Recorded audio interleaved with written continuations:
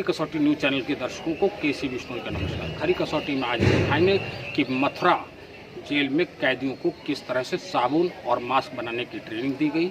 इसके बाद भारत चीन सीमा पर जो हमारे जवान शहीद हुए थे उस पे शहीदी दिवस कांग्रेस के कार्यकर्ताओं ने मथुरा में मनाया, उस पर रिपोर्ट दिखाएंगे। इसके बाद राम की नगरी अयोध्या पर हमारी विशेष रिपोर्ट होगी, आप देखिएगा। हम आज आपको बताएंगे कि हाई स्कूल और इंटर की परीक्षा फल घोषित कर दिए गए हैं, उसके बारे में बताएंगे।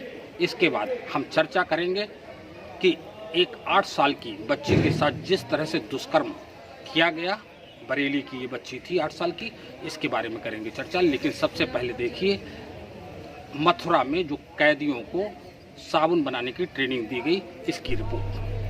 उत्तर प्रदेश अपराध निरोधक समिति द्वारा साबुन बनाने का प्रशिक्षण दिया गया। समिति के चेयरमैन डॉक्टर उमेश शर्मा के निर्देशन में चलाए गए अभियान के तहत मथुरा जिला कारागार में संपन्न कार्यक्रम में वरिष्ठ जेल अधीक्षक शैलेंद्र कुमार मात्रे एवं जेलर अरविंद पांडे का विशेष ही सहयोग रहा। इस प्रशिक्षण कार्यक्रम में 15 बंदियों को समिति की जिला महिला सचिव श्रीमती भावना लाहोटी एवं अंजलि गौतम ने साबुन बनाने की विधि सिखाई।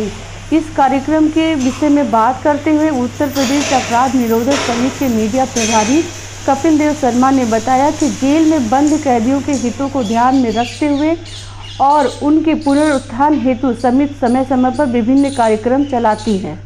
अपराध निरोधक समिति उत्तर प्रदेश ने हमेशा ही जिला कारागार मथुरा में ऐसे रिफॉर्मेशन के काम और नई चीज़ें सिखाने का काम किया है। उसी कड़ी को बढ़ाते हुए इन्होंने आज हर्बल साबुन बनाने का प्रोग्राम हमारे यहाँ ट्रेनिंग प्रोग्राम रखा था। इसमें लगभग हमारे 15 से 20 बंदी थे जो प्रशिक्षित हुए हैं, जिनके सामने बना के दिखाया गया है।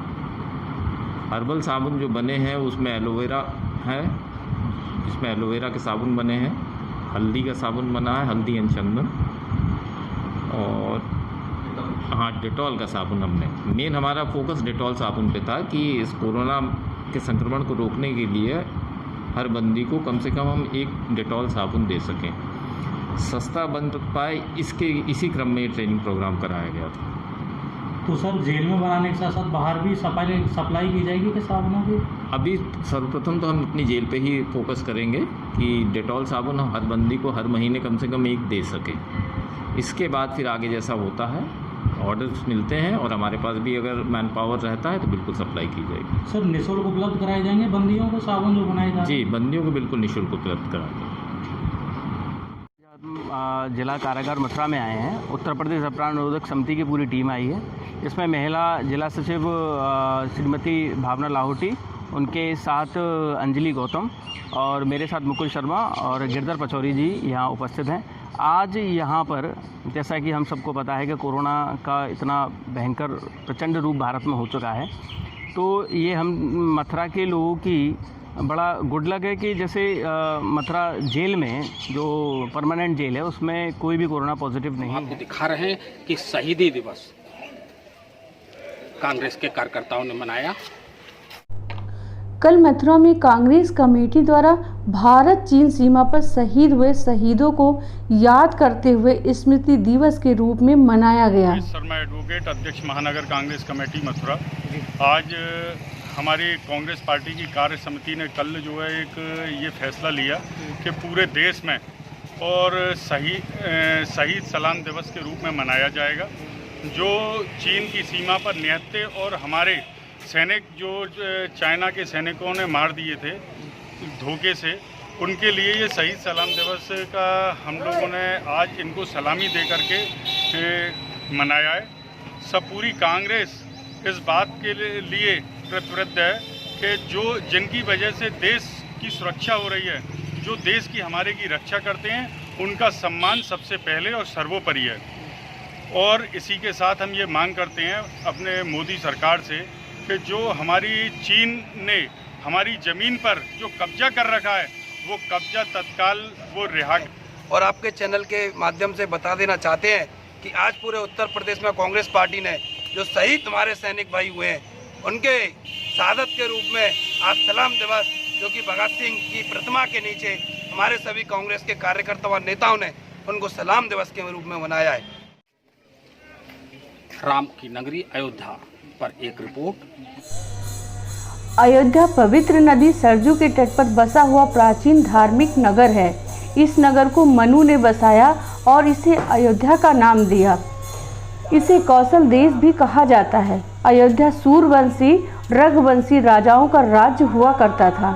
अयोध्या में भगवान हनुमान का प्राचीन मंदिर, जिसे हनुमानगढ़ी कहा जाता है, ये भगवान हनुमान के सबसे लोकप्रिय मंदिरों में से एक है। हिंदुओं की मानता है कि श्री राम का जन्म अयोध्या में हुआ था और उनके जन्म स्थान पर एक भव्य मंदिर विराजमान था, जिसे मुगल आक्रमणकारी बाबर ने तोड़कर वहां मस्जिद बना दिया। अयोध्या अनेक मंदिर स्थापित है। सीता रसोई, हनुमानगढ़ी, राम जन्मभूमि अनेकों मंदिर से घिरी हुई धार्मिक नगर है। यहाँ पंचकोशी परिक्रमा का अपना एक महत्व है और कहते हैं जो भी भक्त हनुमानगढ़ी में सच्चे मन से अपनी मनोकामनाएं मांगता है, उसकी सभी मनोकामनाएं पूरी होती हैं। यहाँ 12 मास दर्शन करने वालों की भारी भीड़ लगी रहती है।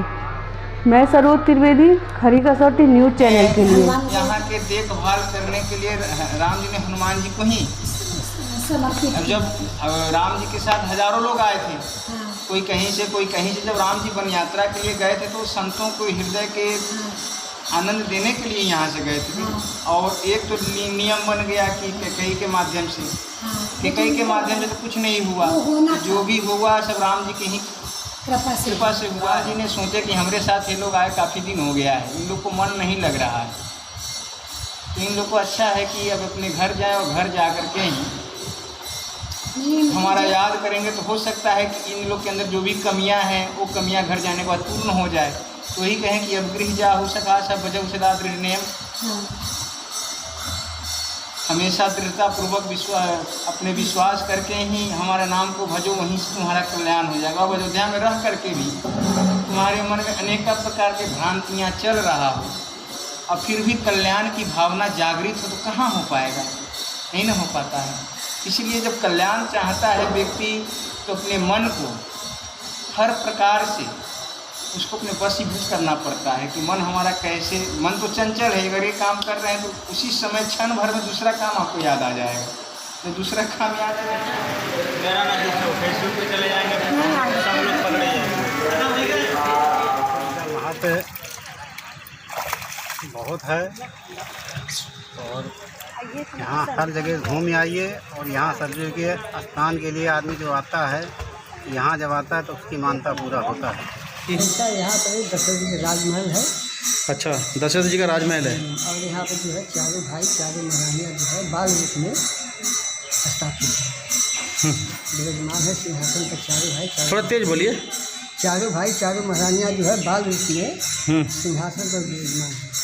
उसके बगल में राम लक्ष्मण सीता जी है, इधर राम लक्ष्मण भरत शत्रुघ्न है, दाएं साइड में यही सब है भगवान के तरफ। लॉकडाउन के बाद जो है अयोध्या में वैसे भी लोगों का आना जाना बहुत कम हो गया है जी, और सुन रहे हैं कि 2 तारीख से फिर अयोध्या को सील कर दिया जाएगा।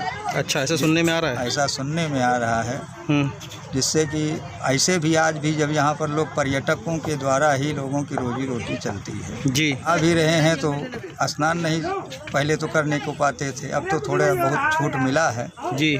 लेकिन फिर अगर 2 तारीख के बाद फिर से बंद हो जाएगा तब तो यहाँ पर लोगों की रोजी रोटी में बड़ा बाधा पड़ जाएगी। खरी कसौटी के माध्यम से आप इस बात को सरकार तक पहुँचावें, जिससे कि हम तीर्थ पुरोहितों का भी ध्यान दिया जाए, क्योंकि इसी से हम लोगों का बाल बच्चे चलते हैं। यही प्रतिपालों सब परिवारू, नहीं जानो कछोर खबारू, यही है जो कुछ भी है। हैं, आपका बहुत धन्यवाद है जी। क्या नाम है पंडित जी आपका? मेरा नाम है बाबा हनुमान दास। हनुमान दास जी। और ये पावन नगरी अयोध्या है, इसमें अवधपुरी ममपुरी सुहावन, उत्तर दिश बहे सरजू पावन। सरजू मैया ये उत्तर से दक्षिण को जा रही हैं, आ रही हैं। और सरजू जी, राम जी हमारे पैदा नहीं हुए थे तभी सरजू जी आई हैं। इनका मर्यादा यही है। राम भगवान राजा दशरथ जी के 4 संतान हुए थे, राम लक्ष्मण भरत शत्रुघ्न, और ये कुल गुरु वशिष्ठ जी की पुत्री हैं और ये अपने आप को पुत्री कह के शुभकार करके इनको लेकर आए हैं। अच्छा। और ये जो है राम की बड़ी बहन, अच्छा, राम की अच्छा सर जी, कुल गुरु की लड़की जो होती है वो बेटी समान होती है और वो जो है अपने बहन के रूप में उनको माना जाता है। हम लोग मानते हैं ये हमारी महत्व यही है, जा मज्जनते बिनहि प्रयासा मम समीप नर पावहि बासा, अवधपुरी जन्मभूमि ममपुरी सुहावन, उत्तर दिश बा सरजू पावन। ऐसा हमारे प्रभु श्री रामचंद्र जी कहे हैं जब वो रावण के ऊपर विजय प्राप्त करके अपने बांदरी सेना के साथ अयोध्या में आए, तो अयोध्या का महत्व वर्णन करते हुए सरजू जी का भी वर्णन किया। यहाँ पर जो मज्जन करते हैं, जो आकर के दर्शन कर लेते हैं, कोट कल्प काशी बसय मथुरा कल्प हजार, और एक निमित्त सरजू बसय तुलय न तुलसी दास। इनका दर्शन का ही बहुत बड़ा महत्व। अच्छा, दर्शन का बहुत बड़ा महत्व, बहुत बड़ा महत्व है। इनका दर्शन करने से समझ जाइए करोड़ों जन्मों का पाप हरण हो जाता है। भावना थी कि यहाँ पर भगवान श्री रामचंद्र जी का भव्य मंदिर का निर्माण हो, तो आज वो दिन आ गया है। अब भगवान चाहेंगे तो मंदिर भी देखने को मिलेगा। चलिए बोलिए जय श्री राम। जय श्री राम। जय श्री राम। हम आज आपको बताएंगे कि हाई स्कूल और इंटर की परीक्षा फल घोषित कर दिए गए हैं, उसके बारे में बताएंगे। यूपी बोर्ड का परीक्षा परिणाम आज घोषित हो गया। हाई स्कूल में 83.31% बच्चे पास हुए, वहीं इंटर में 74.63% बच्चे पास हुए और बड़ौद से रिया जैन ने हाई स्कूल में 96.67% मार्क्स लाकर प्रदेश में पहला स्थान प्राप्त किया और अनुराग मलिक ने भी इंटर में 97% मार्क्स लाकर प्रदेश में पहला स्थान प्राप्त किया। अब हम चर्चा करेंगे जो निर्भया कांड की तरीके 8 साल की बच्ची थी। ये घटना 19 तारीख की है। 19 तारीख को बरेली की रहने वाली बच्ची थी जो एक शादी समारोह में अलीगढ़ गई थी, लेकिन रात के गायब हो गई। सुबह इसका जब पता चला तो इसकी लाश गन्ने के खेत में पाई गई, लेकिन बड़ा दुर्भाग्यपूर्ण बात है कि पुलिस ने जांच की और जांच में पाया गया कि इसके जो प्राइवेट पार्ट्स थे उसमें किसी ने लकड़ी तक घुसेड़ दी, ऊँट थे उसको चबा लिया गया। इस तरह की दरिंदगी का नमूना निर्भया कांड की याद दिलाता है। बात ये नहीं है, बात ये है कि हमारे यहाँ अपराधियों के जो हौसले हैं वो इतने बुलंद हैं। अपराध जिस तरह से बढ़ रहा है, इससे निपटने के लिए पुलिस को कुछ कदम उठाने चाहिए जिससे अपराधियों के मन में भय हो और बिना भय के अपराधी अनियंत्रित हो रहे हैं। कहीं दिन दहाड़े गोली मारी जा रही है, कहीं और घटनाएं सुनने को मिल रही हैं। अपराधियों के मन में भय नहीं है, जबकि हमारे यहाँ की कानून व्यवस्था योगी आदित्यनाथ जो मुख्यमंत्री हैं उनके हाथ में है और वो बड़े सख्त मुख्यमंत्री हैं, लेकिन पता नहीं क्यों लगता है पुलिस प्रशासन कुछ कोरोना में व्यस्त हो गया, इसके कारण अपराधियों के हौसले बुलंद हो गए। साथ ही हम ये चाहेंगे कि जो अपराधी पकड़े जाते हैं उसके बाद उनको कानून में न्याय देने की प्रक्रिया बहुत शीघ्र होनी चाहिए, जिससे जल्दी से जल्दी उनको न्याय मिल सके। आज की बात को हम यही विराम देते हैं। हमारा व्हाट्सअप नंबर नोट कर लें 9415006460। आपकी कोई समस्या हो, कोई बात हो, आप हमें भेज सकते हैं। कल हम आपको दिखाएंगे, आज जहाँ से बोल रहे हैं, नीम सारण का महत्व दिखाएंगे, यहाँ के बारे में आपको जानकारी देंगे। इसी के साथ हम लेते हैं विदा, तो हमको दीजिए इजाज़त। नमस्कार।